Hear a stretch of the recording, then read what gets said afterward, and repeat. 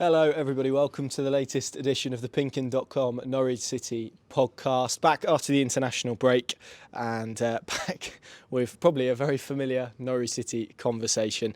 Joined by Paddy, Davitt and Seaman to reflect on Daniel Farke's Carrow Road return. It ended Leeds United 3, Norwich City 2 at Carrow Road in a day that was full of narrative, full of emotion, particularly for Farke, and a day of defeat ultimately for Norwich City, which, there's lots of questions that we will ask and attempt to answer.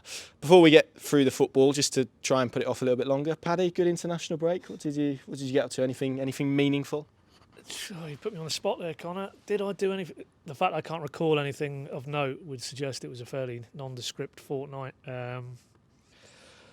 Just dealing with a toddler's mood swings, but maybe a lot of us have already been there. So, it's quite a joy to get back to work. Up until about 63 minutes today, I was quite enjoying that, but wasn't to be. And we'll get into it in due course. But nothing. I'm really struggling to think of anything I did of any note other than work and await the Farke reunion. So no. What about you boys? Sam? Not really. I spent one day in London with my friends, and apart from that, See the sights? I didn't really. Didn't take him to Loftus Road or, Well, not to Loftus Road. Nah, we had a nice little walk along South Bank if you're familiar, which is quite nice. But no, apart from that, it was a pretty dull international break. So just working in my flat. Very exciting, really. But what about you? Hopefully you've got given me and Paddy have basically said, nothing really. You've got to do something good. I went pumpkin picking, which, can I say, you don't actually pick. You do pick pumpkins because you say, there's a pumpkin, I want that one. But you don't actually. I thought it would be like picking it off a stalk. So I was a bit disappointed with that. But my 3-year-old, nearly 4-year-old was happy. So that's the main thing. My dog had a very big operation that young dogs have. So that's been good fun. He's almost weaponised the use of his cone now. So my legs are just full of bruises of him just bashing into me. But there we go. On his head? On his head, yeah. But I mean, he's basically broke it. So so tomorrow, which is Sunday, he has to have another appointment at the vets, and they'll say yes, he can take it off, or no, he can't take it off, depending on how his wound is.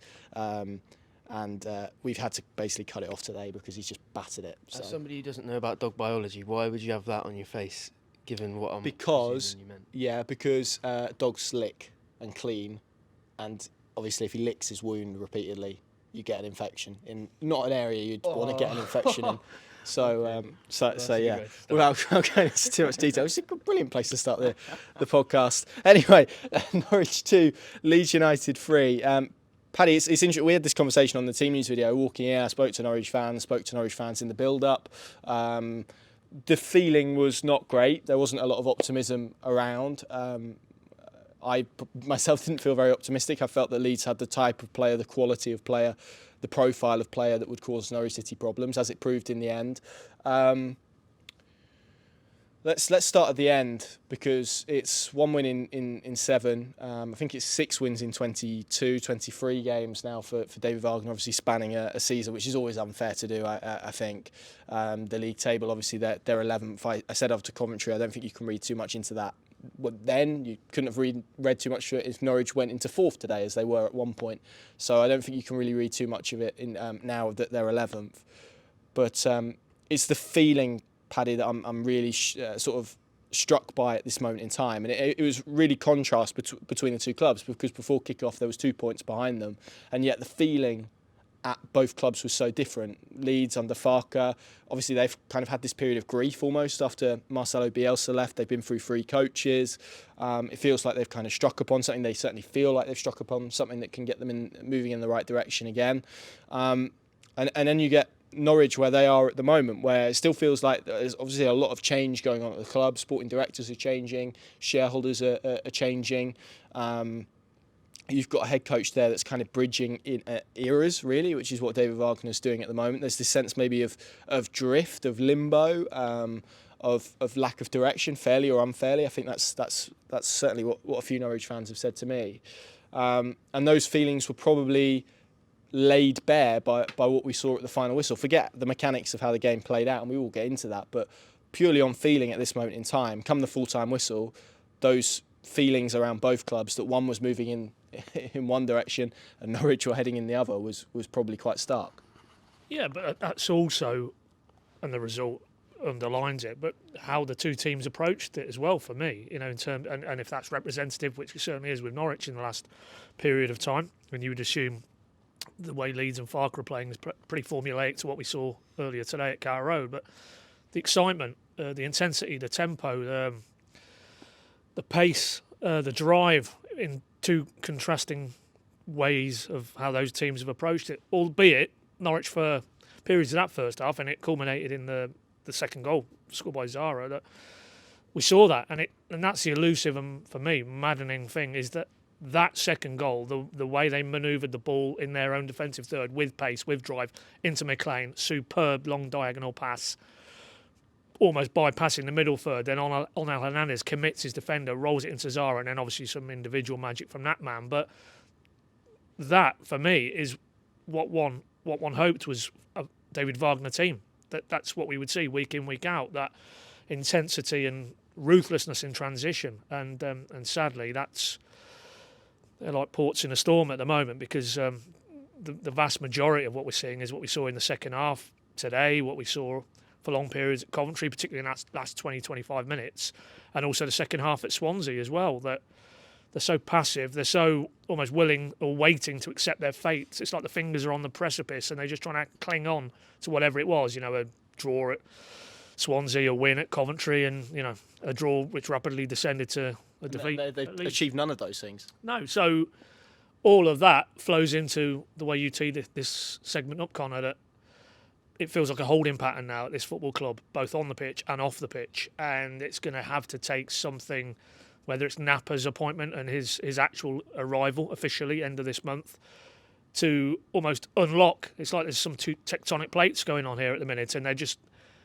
they're in a holding pattern. There's nothing really to get excited about watching that David Wagner team since probably Rotherham onwards, ultimately, and that is a sufficiently long body of work now to not dismiss it as it's 45 minutes as it was at Rotherham when that first game passed, because it was in direct contrast to what had gone before up to that point in the season.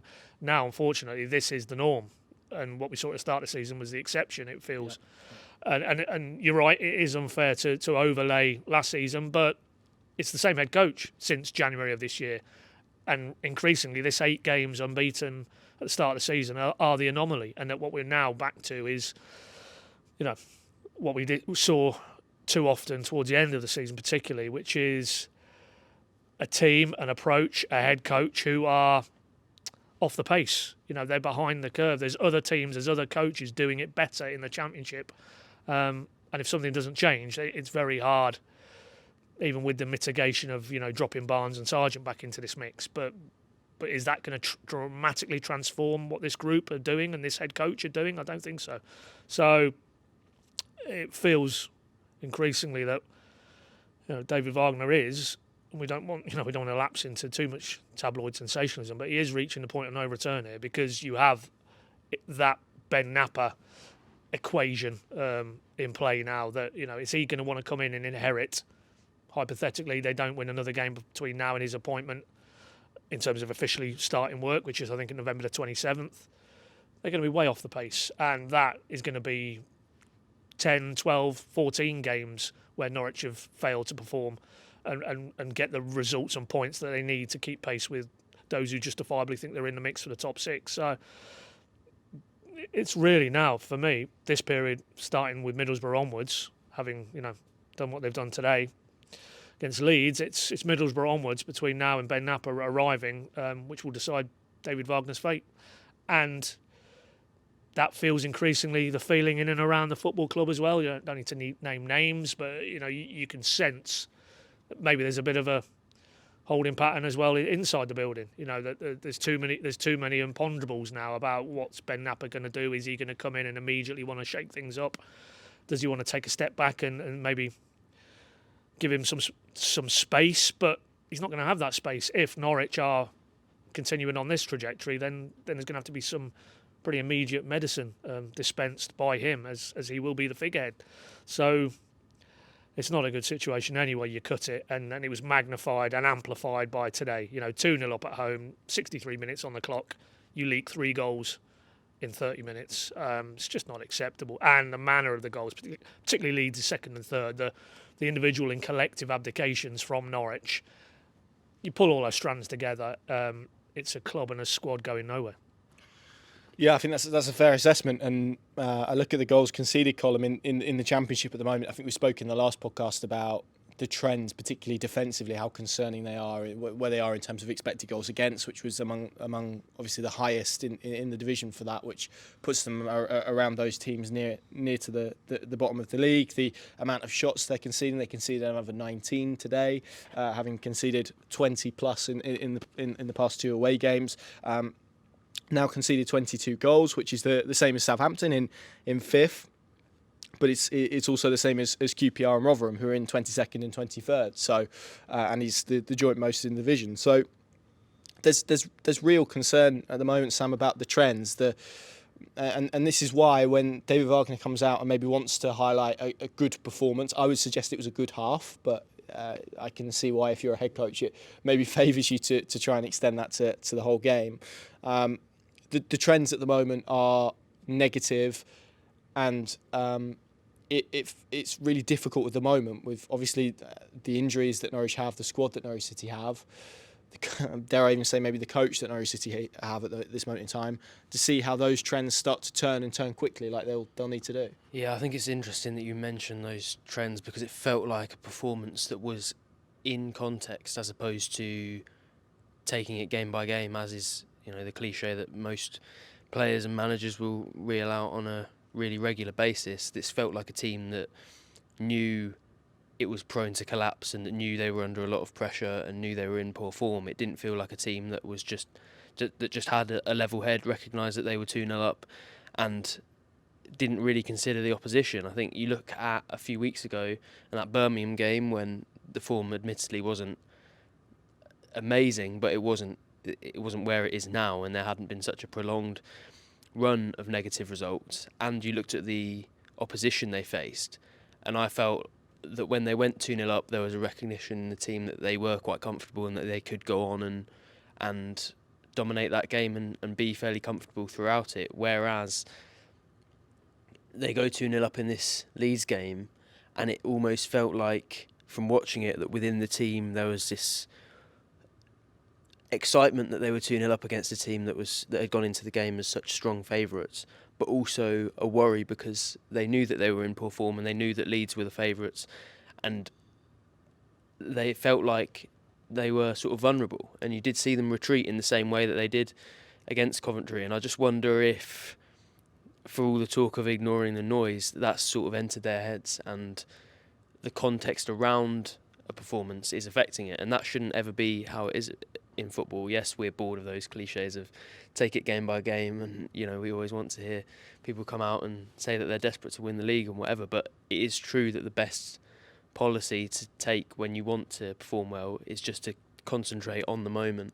And I thought they did that fairly well for 60 minutes. I think, even to be fair to Wagner, I know you said it was a good half, I would say it was one good attacking half, and then they actually looked fairly controlled, I thought, in the first 15-20 minutes of the second half.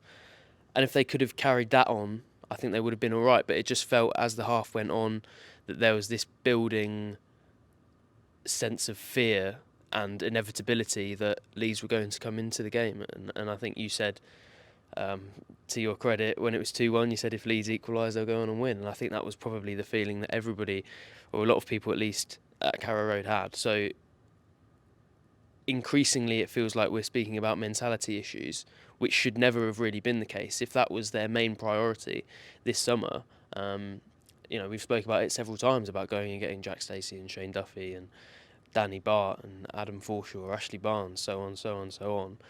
If it was really about addressing mentality and experience and leadership, then why are we talking so much about a team that can't control those elements in games and get the points that they've deserved based on a lot of very strong 60 minutes throughout the season? So, yeah, I think the trends are mainly worrying because I think they're filtering into performances and filtering into atmospheres. And and that's something that Norwich have to try and arrest really quickly, because this is a brutal league and they're not just going to be able to plod along and eventually luckily win a game, because it's just not falling their way at the moment. And Wagner did speak about how, post-match he spoke about how he felt that if they could carry on these performance levels, that win wasn't too far away. But with some of the fixtures they've got coming up, they've got some really, really good sides in there, and it is difficult to see where it comes from. So yeah, you're right in that those trends are concerning, but what's maybe even more concerning is that you can see them in their performances. Yeah, Paddy, as Sam mapped out there, if we speak about the game a little bit, and Sam's kind of mapped out the first good 45, 60 minutes, you can have a debate on that. I would agree. I think they did start the second half relatively well, to be fair. And it's interesting speaking to Shane Duffy when after the game, and he said that the message didn't change. It was actually, can we go and get a third, and can we go and kill the game, and can we keep pressing them high? And in his words, we stopped playing was what he said, which was quite telling. But for it to be 62 minutes on the clock, Paddy, for Norwich City to be 2-0 up in a game of football, and we can talk about the quality that Leeds United have, and they undoubtedly have loads. You only have to look at the front four and the substitutions that they made. But Norwich City were 2-0 up at Carrow Road.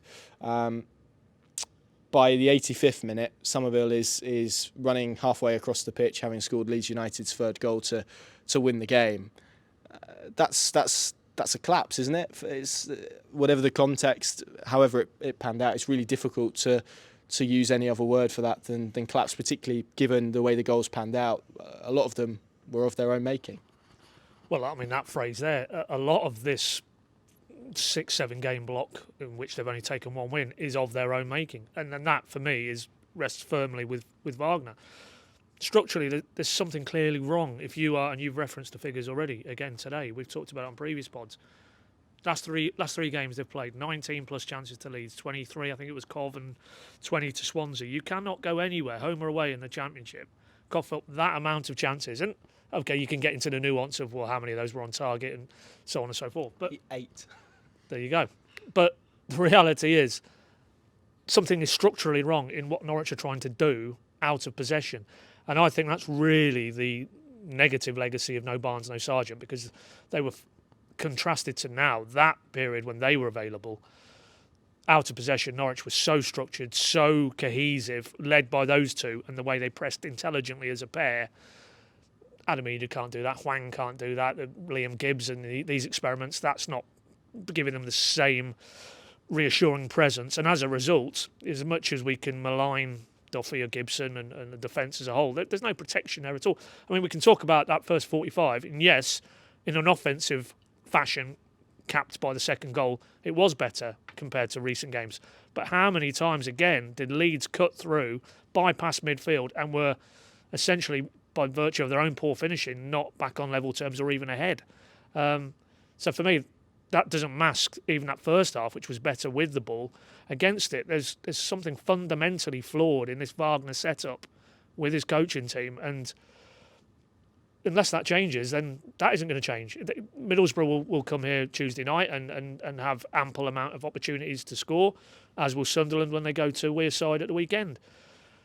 You have to address the glaring errors in this Norwich squad, this Norwich approach from David Wagner, and until they do, then don't expect to win too many games of football at this level, because even it's been proven again today visibly, even when they're 2-0 up with an hour gone, they're still not secure. And they're not secure because first Leeds goal, transition, third Leeds goal, transition, second Leeds goal, switch off at a corner. Teams will be doing their analysis on Norwich every week now and know the way they set up defensively in terms of out of possession. There's ample opportunities if you have the quality of player Leeds particularly possess to profit from that. So, for me, that cuts to the heart of the matter. This is really underpinning why they are one win in 6 or 7 games now, is because his coaching is, in terms of setup and approach, out of possession, is flawed. And we'll come to a bigger discussion about David Wagner in the second half of the show. But Sam, if we do talk about that first half, because for the poor elements that Paddy has referenced, and they were there, and there's no point me following up and say, oh, that was all bad. Let's talk about some good stuff, because one doesn't outweigh the other. You have to recognise them both. But the way they did play in the first half was better. I thought they were better in terms of the provocation of that press that we've seen in recent games. They haven't been patient enough doing that. They were maybe much to the Barclays' annoyance at times, but they were a little bit better on that front. You look at the second goal, it comes because I think Perrault engages long, it might have been at that point, I think. Then it's into Duffy, and the space that Perrault left, McLean slots in, Norwich play out, McLean with a long ball forward, and then obviously Gabby Sarra does what Gabby Sarra does. He's very good at football. But even beyond that second goal, the template of a lot of what they were doing from an offensive sense was significantly improved. And I think David Wagner was right when he said that in possession they were a lot better today.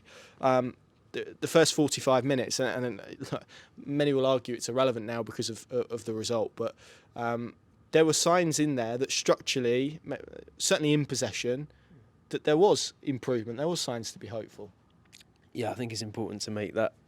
Before I go on and be positive, it is important to make that distinction that definitely in possession they were very good. I thought out of possession they maybe coughed up even better chances than they conceded in the second half, so they could have actually gone in behind, but they didn't. So as you say, it was a very positive half, I thought, overall, and they moved the ball really, really well. I think it was the best they've probably played attack-wise for a prolonged period since that Sargent injury against Huddersfield back in August.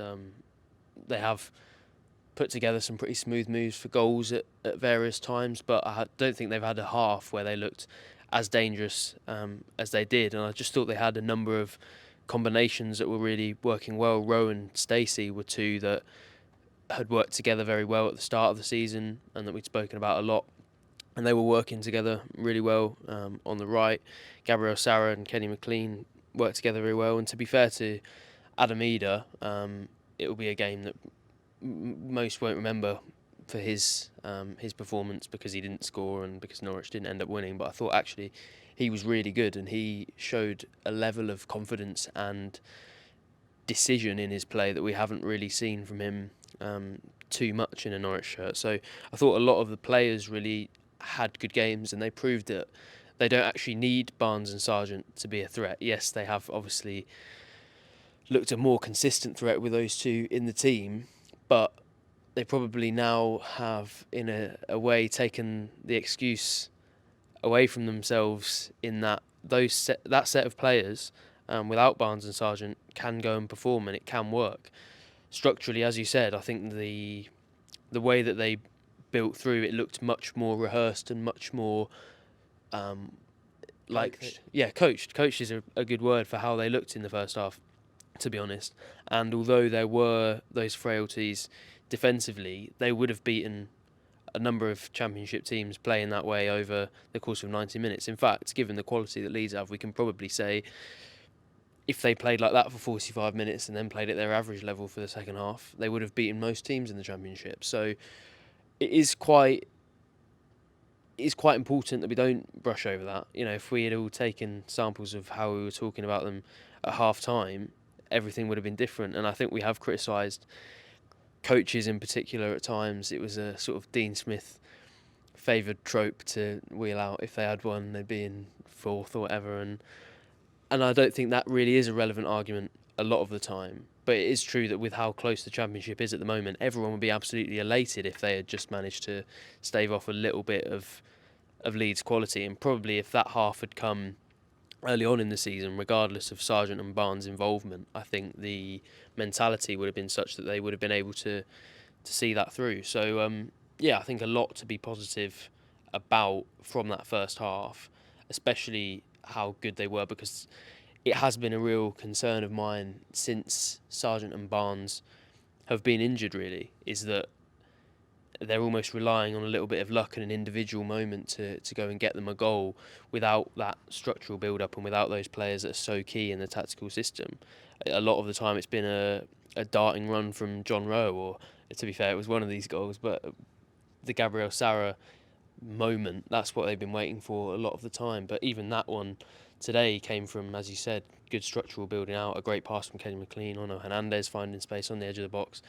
So lots to be pleased with there. It's just about whether they can reproduce it, because there are a lot of players who were very key in that have also proved themselves to be quite inconsistent this season. So reproduction of that is going to be the most difficult element of it.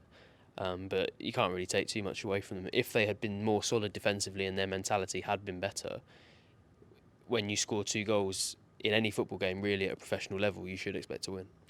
Yes, agreed. And particularly when you put in the work that they did, and they get themselves in the position that they did at home at Carrow Road, you've got to certainly not lose that game, but I think you've probably got to win it, to be completely honest. And it's the first time since the 1950s, I think, that Norwich have been 2-0 up at half-time at Carrow Road and lost, and that was against Newport, I think, courtesy of NCFC numbers. I think it might have been 56, but don't quote me on that. We're going to take a quick pause. It'll be seamless for you guys, and then we're going to jump in and have a little chat about David Wagner. Okay then, let's chat David Wagner, which I think is where a lot of Norwich City fans are at the moment. It's as I said, perhaps exasperated a little bit today by the fact that a Norwich City ex, for want of a better phrase, was in the opposing dugout, and all of the narrative and emotion that brings, I guess. But there is a lot of focus on him at the moment, Paddy, for the runs that we've spoken about, for the statistics, for the trends, because I think. I think both of these statements can be true. You can say that David Wagner's inherited a really difficult job in really difficult circumstances financially. The squad that he inherited, the situation that he inherited, the club, dare I say, that he inherited, the financial constraints he was working under, all the change that he's had above him since he took charge in January, with be that sporting director leaving or in the process of leaving on gardening leave essentially, but still working. Obviously a change in terms of shareholders and boardroom level. All of this kind of creates an instability, and you do kind of see that have an impact on clubs. Unstable clubs don't tend to do particularly well. So there is a clear link between that. So you can say that. You can also throw in that Norwich have had really bad injuries at really bad points, and we're obviously hoping that Angus Gunn isn't another one after he limped off today. But the Josh Sargent injury came at a bad time for Norwich. The Ashley Barnes injury came at a bad time for Norwich. So you can throw all of that in there, and you can also, I think, say on the flip side and have a more nuanced look at this and say all of those things can be true, and you can also probably say that Norwich should be looking better structurally. They should be looking better coached. They should be making better substitutions. They should be making better decisions. They should be reacting in certain ways. The trends shouldn't be as alarming as they are. Both of those elements in this conversation can be true. And for me, it probably feeds back to where we started. It's the narrative of this whole thing. People have said to me in the last few weeks, this feels like a bit like the Daniel Farke season year 1. And I think we've spoken about this before on the pod. And it does in the sense that Norwich are looking like a mid-table championship team. But I think there's a lot of different context around it. The profile of player that they've recruited, the direction of travel they're heading in, this kind of feeling that we spoke about of limbo and of drift. And I think as well, supporters, and again, we said this on the last podcast, rightly or wrongly, justly or unjustly, I'm not saying this is my opinion, but supporters are saying and looking at it and going, well, we've got a new sporting director coming in. He's not going to be the head coach for very long. And that probably doesn't help with the picture and the narrative itself. So it's a very difficult place that he finds himself in. In many ways, you could argue he's been given an absolute hospital pass, really, as for this Norwich City job. He's spanning eras. It's so difficult for head coaches to be the continuity. We know that. It's why Norwich moved to a sporting director model in the first place. And it's probably also fair to say, probably doesn't feel like he's getting the best out of this Norwich City team at the moment. No, it's a perfect summation for me, that, Connor. The last sort of 4 or 5 minutes, the way you've mapped it out is exactly how I would see it. There are a lot in the ledger that uncontrollables that he's having to deal with and navigate, and they are very challenging indeed.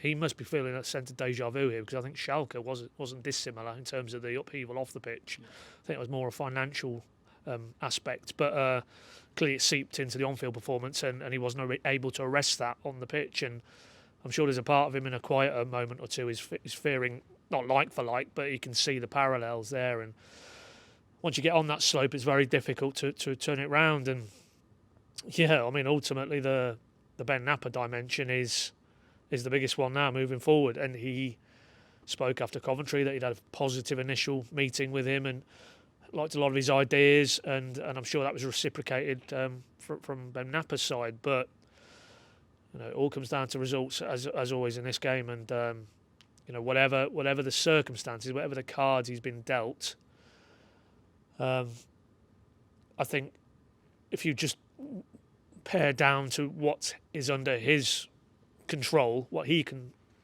shape and navigate, I don't think he is delivering to the extent that he should be.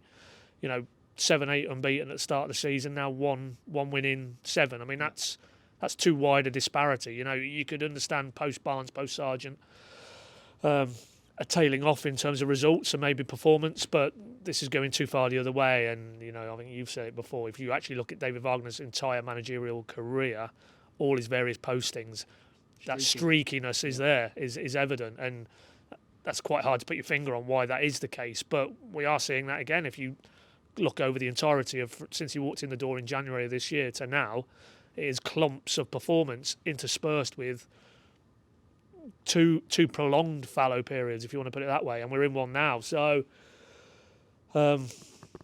yes, he's got a tough hand. Yes, it's difficult because of the changes at board level, the change in the footballing figurehead, i.e. the sporting director role.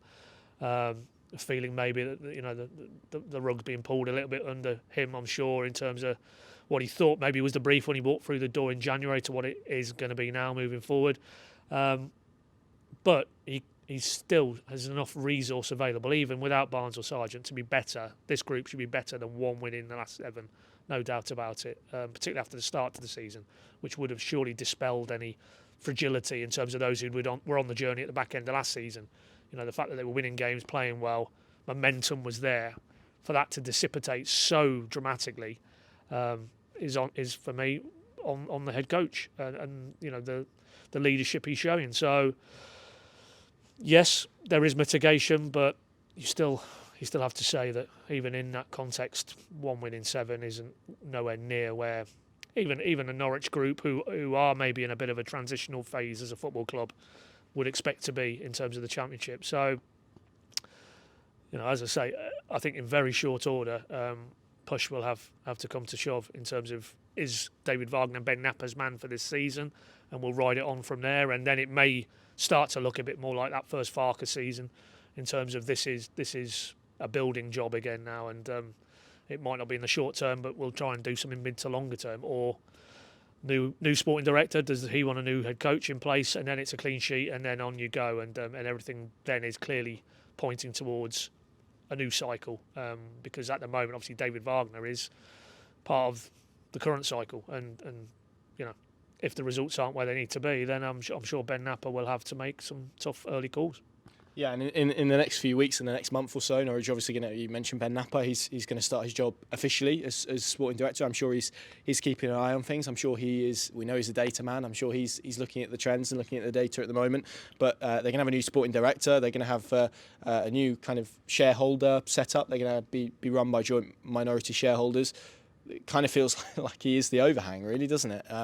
Which is difficult. And also, Sam, I think so often in terms of these conversations, they're always really difficult conversations they have, because you have to remember that there's a human being at the centre of it. And I've always tried to stay away from calling for people to lose jobs, because I don't really feel that that's our position. You can only assess, point things out, and kind of ask difficult questions, I guess. But a lot of it often weighs on what supporters think and what supporters feel. And certainly, we were at Carrow Road today. There wasn't enough there. It wasn't at Dean Smith Blackburn levels. But and I think this maybe speaks to where David Wagner finds himself a little bit, because there are extremes with managers, and maybe Norwich's last 2 have kind of shown that. There's the Farke one where there's probably an acceptance that there needs to be a change made, but there's probably a sadness of what it signifies, and that it's the end of an era, and someone so popular, and the fact that his name, not just today, it's been mentioned for 2 years constantly, and that decision has been scrutinised and analysed and regretted by Norwich fans for so long. Some Norwich fans, not all of them.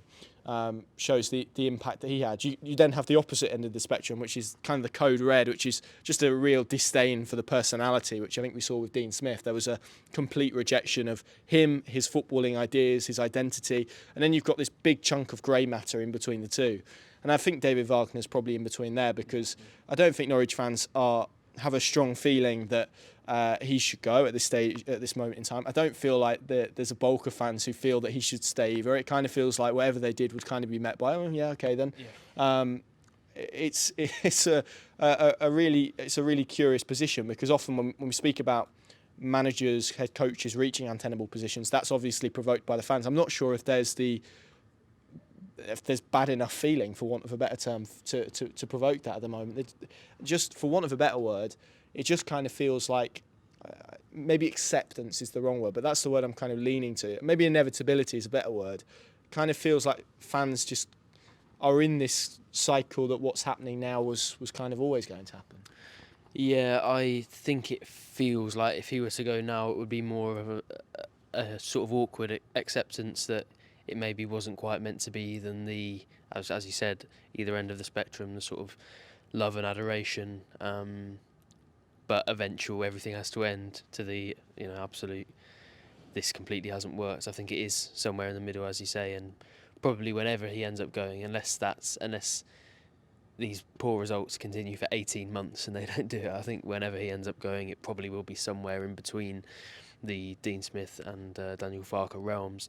But what I think when I look at this sort of debate, and as you said, inevitably, we don't like to come down particularly hard on either side, but inevitably every debate about a head coach leads to, when it's negative, should they stay or should they be fired? And I don't really see what Norwich actually would gain, at least in the short to mid-term, from getting rid of him, and I don't think that's anywhere near happening at the moment. I think we're at least several weeks away from that, to be honest.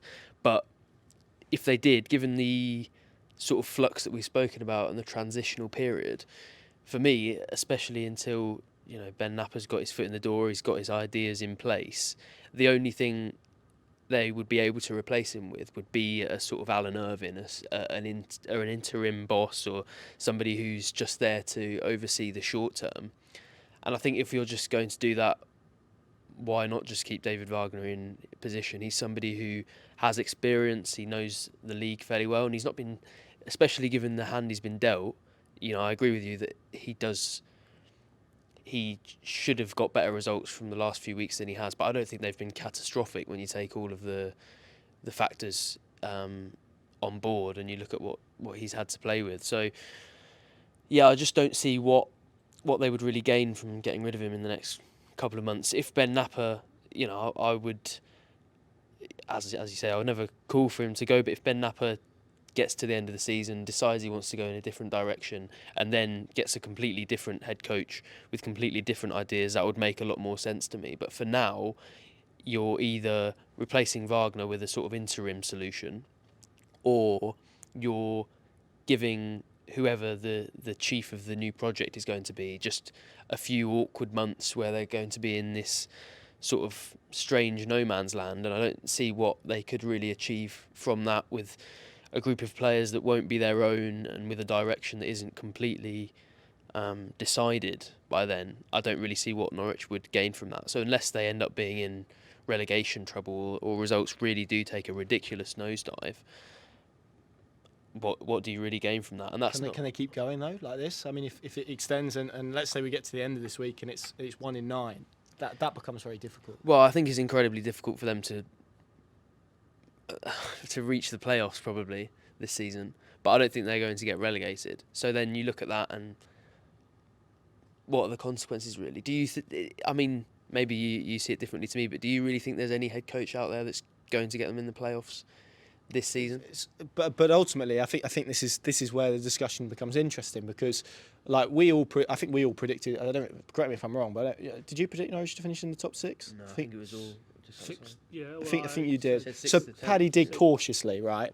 But and I agree. I don't think the fan, which is probably why it's not been so strong, because there is an element of, well, this is probably what was going to happen anyway. but certainly inside Carrow Road, and Zoe Webber's written about it in numerous programme columns, and Stuart Webber referenced it, David Wagner's referenced it. It has been about getting into the playoffs. So Yeah. we can talk about maybe fan expectation being one place, but ultimately it's a judgment against what the club expectations are. That's ultimately what David Wagner has to meet, isn't it? It's not what the fans think. And I mean, what's kind of your take on that, Paddy? Because the messaging to me, at least, unless I've got this majorly wrong, which is always a possibility, seemed to be that was why they'd gone down the path they had with the signings that they made. It was to compete and try and get into the top 6. Well, Sargent's contract renewal, go and watch his club interview. He talks quite clearly to get back and be part of a team who get promoted this season, be the championship top scorer in the process. So does that's fan from the expectation matter in that kind of when that is Well, I when mean, those are the expectations in the club being set by those? Does that matter?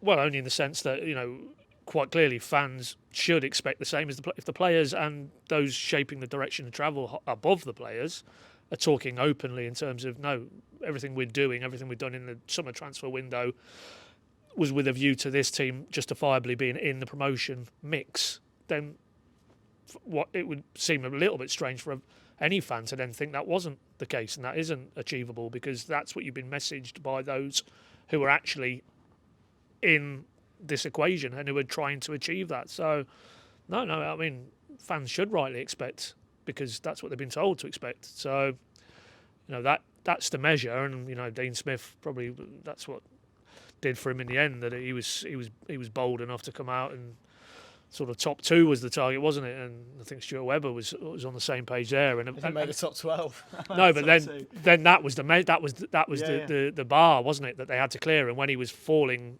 sufficiently below that, and then the football wasn't where it needed to be either in terms of an entertainment commodity, then he was on thin ice. And no, I think Wagner will be on thin ice if we get into one win in double figures territory, because that isn't acceptable for a club who've set this season up to be one challenging for promotion. And I don't think there should be an acceptance either of this season just kind of drifting into nothingness either.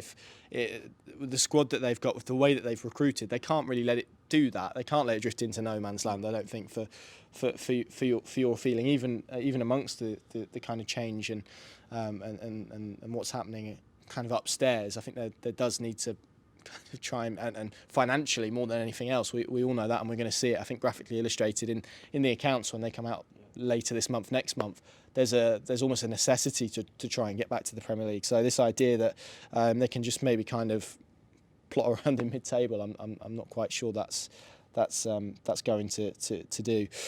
Let's talk about Daniel Farke. We've got 42 minutes into the podcast and not referenced his return so far. Sam, what did you make of it? I mean, he has always been a brilliant commander of audiences. He's always been a front man. If he was in a band, he'd be the lead singer. But just a really classy operator, isn't he? The way he conducted himself throughout his return to Carrow Road. Classy, probably the word that we'd use. Yeah, I don't think anyone was especially surprised to see how he conducted himself. Probably Leeds' form is what allowed him to do that a little bit. I know he said post-match that even if Norwich had won the game, his behaviour would have been exactly the same, but I don't think he could have come out in his post-match and been quite so open about how much this football club meant to him if Leeds, A, hadn't won that game, and B, weren't in such a good vein of form as they are at the moment. But yeah, I think it was the reception that he probably deserved. It feels like quite a strange situation now to be diving into somebody's past with the club. Sort of, what is it now? About 3 years since he left. 2 years since he left the club. It is quite strange to be sort of delving back into that legacy, but with a little bit of separation from it. To not have thought about it for a while and then to go back and think about actually what he achieved with this club and the bond that he had with those fans. It almost still, although he has had that goodbye moment finally with them today, it still feels quite sad whenever you really think about it, and I think about it, because I know everyone at the time knew that he was a fantastic manager, knew that there was a fantastic bond between him and the fans and the players, by and large, and just the whole club felt like it was sort of built around him. But I think the context has made that feel even stronger. You had Dean Smith, who obviously didn't connect with fans in the same way, obviously didn't really understand the club and didn't fit with the club as well as Farke did. And then after that, it felt almost like it could have been a Smith problem. But Wagner comes in and he's, by all accounts, somebody who galvanised supporters at other clubs. You know, our editor is a Huddersfield Town fan, and he talks up how big of a legend he is in those parts and how much he was loved by supporters. And even he hasn't had anywhere close to the connection with this football club and with those supporters that Daniel Farke had. So it felt like quite a unique thing. I think you can still tell that Farke still feels it from how he spoke about it. It was not too far away from, emotional from him in the post match. I mean, obviously the words that he said were, but you could tell that he really meant them. And I think that was a nice moment. Probably, for him, I think it's a shame fans didn't get to really.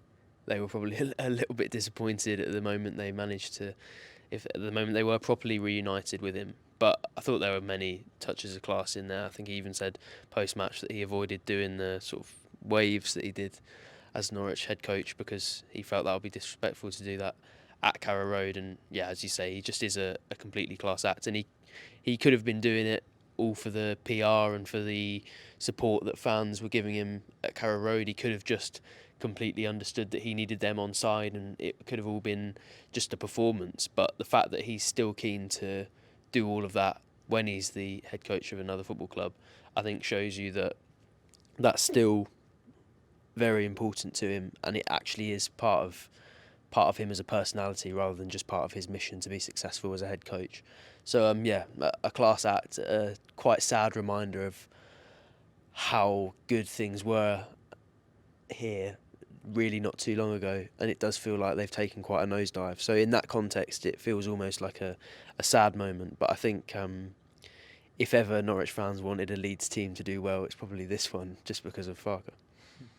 Yeah, it is a good point you make, the kind of management of the relationship that he was trying to maintain today with Norwich fans, because he doesn't need to do that anymore. Everyone knows how brutally he was sacked after that win at Brentford, and I think Stuart Webber's alluded to it himself. It's never a nice conversation to have, let alone in the way that Norwich City had to have it with him. But there would have been some people, I'm sure, who would have taken that in a completely different way and would have been over there waving and fist pumping and that'll show you type type vibe. Ramsey, really. I mean, he didn't have any problem with. I mean, I know he's obviously a much younger man. I thought you meant the Welsh one then. No. I was just thinking he's not really ever had any problem with fans, but because of whatever's happened above him and the reason that he left the club, he's decided to go and take it out on them, which Farke hasn't done. So you have to give him. I mean, admittedly, one is 20 and the other one's mid-40s, but I think the point still stands. Yeah, I really did think as he walked over to the Leeds fans he was going to do it, and the fact he didn't, I think, was classy. And actually there was the Somerville goal when obviously he scored the winner. The whole of Leeds' benches jumped up. He's obviously come across to the bench. Farke had actually kind of moved away from the dugout. Didn't really want to be involved in the celebrations. It was, I guess the same as a Norwich legend coming back and scoring a goal and not celebrating. What's it really mean in the grand scheme of things? Not much, but just little touch. It was kind of glittered with class throughout, and there was a nice moment at the end that I was telling you boys about after he'd done his press. He came through. The Leeds team had got out pretty. I think they were flying back tonight, so it was quite a quick getaway. And obviously the way it ended for him at Norwich was in that away dressing room at Brentford when he was sacked by Stuart Webber. Obviously he was allowed to go back to Colney and whatnot, and we should add that as well. But his Carrow Road reunion ended with a chat with Delia Smith and Michael Wynne-Jones in an empty away dressing room, just kind of reflecting. And not sure if they would have got a chance to say goodbye to him and whatnot, but a nice moment. And I guess it's easier to do all of that when you win, though, Paddy, isn't it? You have to add that. No, I mean Sam was spot on with what he was saying, that it was genuine. The feelings he has for this club. Again, he referenced after today's game, as he did pre-match, about Norwich is in his heart, and in a cynical world of professional football, particularly at the top end, and a ruthless business, which it is, and he obviously was on the sharp end of that away dressing room at Brentford 2 years or so to the day, that there is a genuine warmth, and it's reciprocated by those fans. You could see that both pre-match, the scale and the length of the appreciation that was shown to him as he appeared in the away dugout, and then at the final whistle. That was a special time, as Sam said. It was a special time, and when you're in it, you probably don't realise how special. But Norwich changed his life, changed his coaching life. Plucked him from second-tier coach at Borussia Dortmund. Who knows where he would have gone on to go from there, and put him on a stage with Pep Guardiola and Jurgen Klopp and what he's gone on to do since. And obviously now, a massive club in Leeds have viewed him as, quite rightly, as a championship serial winner, and want a bit of that because they want to get back to the Premier League. And it just, taking a step back, if he does get Leeds back up, I think that'll be fascinating then, because he will get backed, and it won't be the financial straitjacket that he was operating under, certainly the first time around in the Premier League under Norwich. What can he do? Because that was, when you slice up the Farke Norwich City legacy, it's so much good things, but was the Premier League a bridge too far for him as a coach? Well, we'll know. We'll find out if he gets Leeds there, because he will be backed, and if he succeeds there, then it'll probably just reinforce for quite a large proportion of Norwich fans that they wish he was still here, and that he was the one that got away effectively, and that maybe it was the structure and infrastructure around him that was the issue, rather than the man himself. And as he said on Thursday, I think it was, and again, he was asked today, what did it mean? And he said he didn't, I think it was something along the lines of, what did it mean to get that level of respect from the Norwich fan base? And he said he didn't want to say in public, but you can take it meant a lot, and maybe years down the line we'll, freed probably of his, allegiances to Leeds as it is now, whoever in the future, he'll open up about this period. But there's no doubt Norwich were good for him, and he was good for Norwich. So it was a beautiful period in the recent history of this football club, and I guess whether you're doing what we do for a living or if you're a fan, you just, when you've had a piece of that and it's been that good, you want it again, don't you? And that's what the current frustrations are, that you don't see a path to eventually ending up to what it was when it was that good under him and Stuart Webber, let's be honest, because it was those two as a partnership, and that chemistry was what fueled Norwich on quite a ride, really. And it feels a long way away at present. So yeah, it does feel like squaring the circle or completing the circle today, that he did get a chance to probably say goodbye both to the fan base, and it sounds like from what you're describing there, that the soon-to-be minority owners. So I'd just be delighted. I'd be very intrigued to know if him and Stuart Webber had a chat at any point today, and we might find out in due course. But I get the sense that there probably isn't. I mean, they both understood that's the ruthless edge to this business, and he felt it in Mönchengladbach as well, didn't he, in the last 12 months? So he knows what goes with the territory, and I'm sure that any sort of rupture in their relationship will be repaired in time as well. So just obviously disappointing from a Norwich perspective today, but that human element was very nice to see. That there was that mutual feeling of warmth that's still there even 2 years down the track, and the way it all ended, and that's pretty rare, I think. Yes, particularly for a Leeds manager as well. He actually looked quite teary when I don't know if he was, but he looked that. Might have just been the way the light was, I don't know. But he looked quite teary as he kind of made his way. He was just walking to the away dressing room at that point. It was after he'd done his media. Tell us about the fire alarm. What happened? What unfolded? I wasn't in the room, so what's gone on there, Paddy? Never in all the years I've been covering them as that happened. That Farke was in first. 17 minutes later, in his usual eulogy style, he departed, and in walked David Wagner. Not more than 30 seconds after he'd sat down, some official rushed in from the back of the press room to announce that there was a fire alarm in progress and we all had to vacate, and that included the Norwich head coach. So, cue a bit of thinking on the hoof from, I think, their head of comms, to give him his credit. And once it was established that actually pitch side was okay, which just seems a bit strange if we have to like grass can't catch fire. Yeah, I know. Yeah. Actually, go inside a stadium which apparently is on fire, or I don't even know. Presumably, it was a false alarm because I've not heard of anything regarding masses of appliances. Yeah, and we were allowed back in, wasn't we? So, thankfully, there was no actual fire. But we had an impromptu huddle with David Wagner. not far from the snake pit. So yeah, it would have been interesting if that had happened when the snake pit was there and what the reaction might have been. But yeah, I can honestly say that's never happened before. And if I had the comedic qualities, there's definitely a pun there with fire alarms and David Wagner. But yeah, so and then he was, yeah, as we've discussed and as you can watch now on the PinkUn, you know, he thought a lot of that was good, and there's something to build on. So you know, I guess we will see, starting with Middlesbrough Tuesday night. What I like about that video is he looks like he's got the hump with our videographer. I'll give him his name, Adam Harvey, because the way it's framed, yeah, he's got quite it's probably. Well, to be fair, we kept him waiting on the steps while AH tried to frame it up, but it's obviously amateurs. Well, yeah. I saw David Wagner, but no, to be fair to him, I mean, he could have used that as well. That's it. We can't do a presser. See you later, lads or ladies. But no, he was good. He was good. Yeah, and he was surprisingly, given he'd seen his team leak 3 goals in 30 minutes in the second half after winning 2-0. He was actually very measured and quite upbeat. So it was a bit unnerving actually, because you thought he might have been fuming. But yeah, been a few times he walks in quite calm after a loss, but I suppose.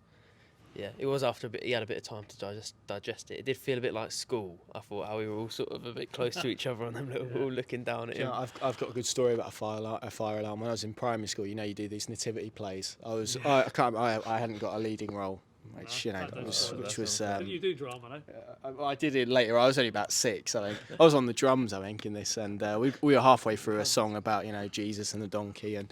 The others, and then the fire alarm goes off, and it was because someone had tried to put a toaster on and had put it on too high a setting. What, in Bethlehem? So, yeah, no, in another room, in a staff room, I think, and it burnt. So and because it was near a smoke alarm, the smoke from the toaster went up and set all the smoke alarms off. We had to go out mid-song. Did you finish the nativity?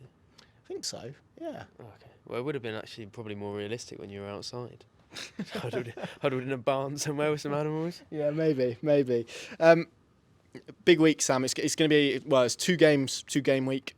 As is the Championship, we go 2 weeks with no games, and 1 week with 3 games. It's the beauty of it. It's why we love it.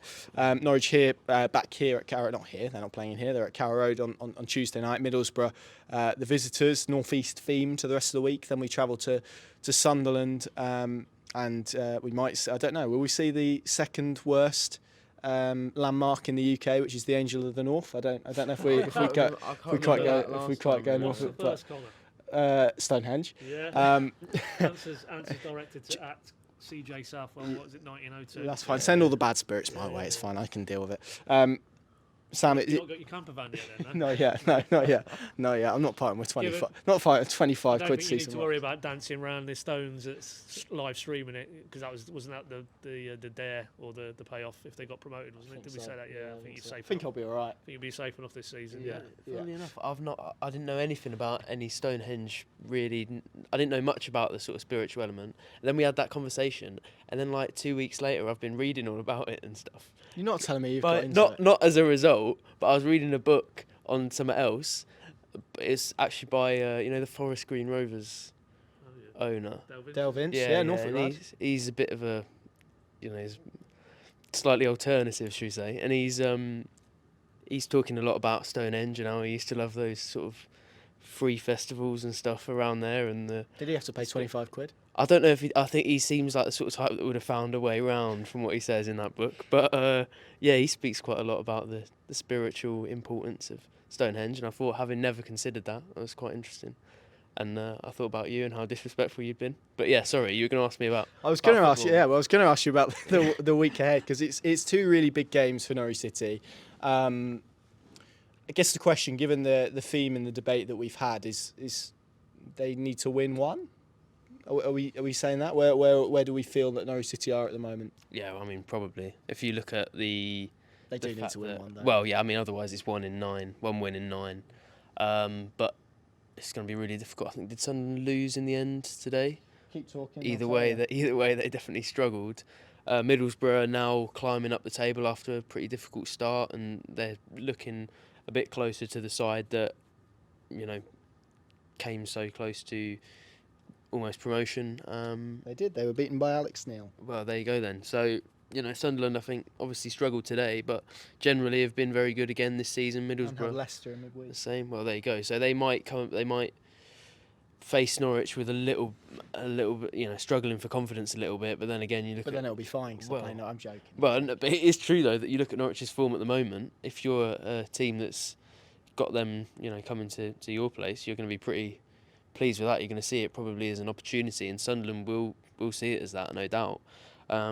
So it will be two very difficult fixtures for Norwich, especially throw in the sort of elements of travel and the turnaround and things like that, and it will be difficult for them. So I can see them not getting a win. Absolutely, that's for me quite a realistic possibility. But as you outlined earlier, 1 win in 9 is really trouble territory for David Wagner, and it gives probably people a decision to make. I can actually see it if they lose to Middlesbrough at Carrow Road on Tuesday. I can see that turning slightly toxic, not Dean Smith levels, but definitely getting there. And then if they go away and lose to Sunderland, well, they'll probably be thanking their lucky stars that it's an away game. So I think things could get really difficult. Not to just bring negativity, they could go on and win both. But I know. Yeah, well, I was going to add, they could go on, win both, find themselves in the top 6, and everything could be absolutely okay forever. Let's finish it, but we always like to finish the pod with a points tally, points target, because we're so good at these, and that's what the people want. And last time we did it, you called Swansea rubbish, and then they beat Norwich, and they've won basically every. Pinned that to the top of the PinkUn. rightly so, by the way. And ever since you said that, they've won every game apart from today, I think, when they played Leicester. So well done for that. So you Michael Duff can send you the check in the post. So without any other words, just the points tally. Out of 6, how many are Norwich going to get? 2. Paddy Davitt. 1. None. Let's Adam, shout from beyond. 3. There we go. So what? 3, 2, 1, none. So there we go. That maybe captures the mood perfectly. It's a good place to end the podcast. Thank you very much for watching / listening this week. PinkUn.com, of course, the place to go. We'll be at Carrow Road. We'll be at the Stadium of Light to bring you all the updates, analysis, reaction, etc., etc., etc. And then we will have another podcast to bring you next week. Thank you very much for joining us on a day where Daniel Farke put 3 past Norwich City. It wasn't a happy return.